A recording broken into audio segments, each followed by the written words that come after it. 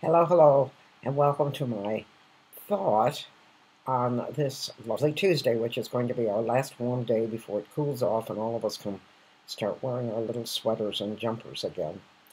Um, there's been a worry that because of lockdown, there's going to be an increase in childhood obesity. And I think the problem goes back to something even sooner, even earlier, and that is that we reward bad behavior. And when it comes to rewarding bad behavior, I keep thinking of my poor sister who was very round and very prone to getting fat. And my mother, she was adorable. She was absolutely adorable. You cannot imagine anything cuter than my little sister with her black curls and her little pudgy face.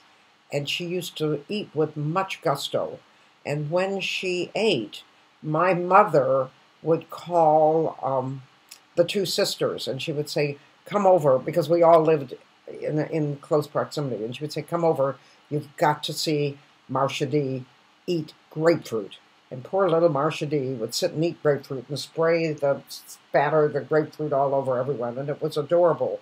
But that became a problem because whenever she ate, my mother would get very excited and very thrilled. And my sister then proceeded to gain weight at an exponential rate. And eventually she had surgery and she's now very thin. But it meant, and it was all, I think it began because my mother was so busy rewarding her for behavior that was not very intelligent, very smart. My mother was a foodie, and she was a foodie because when she was little, um, she didn't have enough to eat, and she would always say that on Friday nights my grandma would have begged a bone from the butcher, who turned out to be my father's father, and that was how she made soup, and when they served the Friday night dinner, which for Jews is the big deal, they would have soup, and my grandma would eat what was left in the pot. And then, if my grandma was lucky, she would manage to make.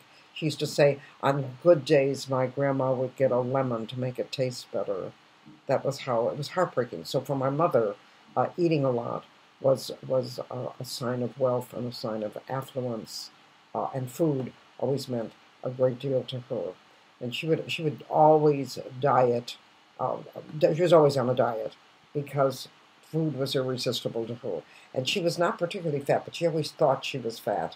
And she used to sit and eat grapefruit and watch all of us eat her meals. And the thing that I remember, of course, my mother and I didn't get along, and the only way I could get approval from her is if I ate. And I didn't have my sister's penchant for really packing it in.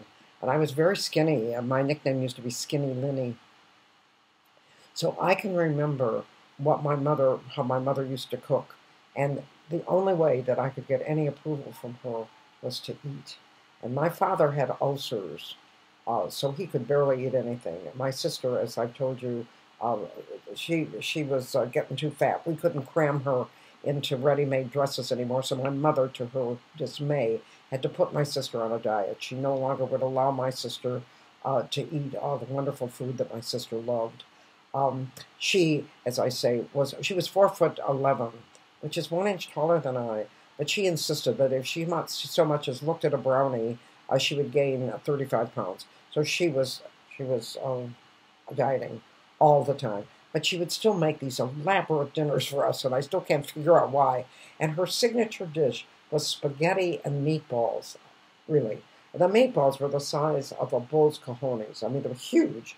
And the spaghetti, and she would make a pot of spaghetti that was enough to feed the entire neighborhood. We lived in Burkhead Place, and I think there were something like 75 houses. We could have fed every single house full with the amount of spaghetti my mother made for one dinner.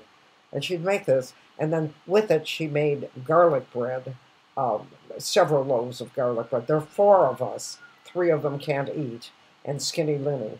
And then for dessert, she would she would make a pineapple custard cake with, oh, it's beautiful, with pineapple slices on top, with maraschino cherries on top, and scatter some blueberries on it and this custard over this angel food cake that we were supposed to eat after she had given us these huge portions of spaghetti that was enough to literally feed a village. And I learned that if I ate this, she'd let me go to a party. If I ate this, she would stop screaming at me. If I ate this, she would let me go over to my friend's house and play, which I loved. I loved. And so I ate. I ate it all every single time. And that is the result of rewarding bad behavior. Because, of course, the result, as everyone knows, is I had a case of anorexia and bulimia that lasted for 40 years. But we don't realize as parents that that's what we're doing. We think that we're encouraging our children, when actually what we're doing is we're reinforcing behavior, bad behavior. And one other thing with this is that because my mother loved the way I ate, she never said anything. And I would have these bulimic binges. I think they started when I was maybe 14 or 15 because it was a way of getting approval from my mother. But my eating disorder blossomed into a real killer, real killer. And I read a book by a young lady from Walnut Creek, California, who had exactly the same thing I had. But the difference was that her mother was very, very concerned, and her mother took her to psychiatrists, and her mother took her to hospitals and put her in recovery centers. And because she was rewarded for her bulimic and anorexic behavior by getting attention and being the center of concern for her family, she OD'd on drugs, and she is dead.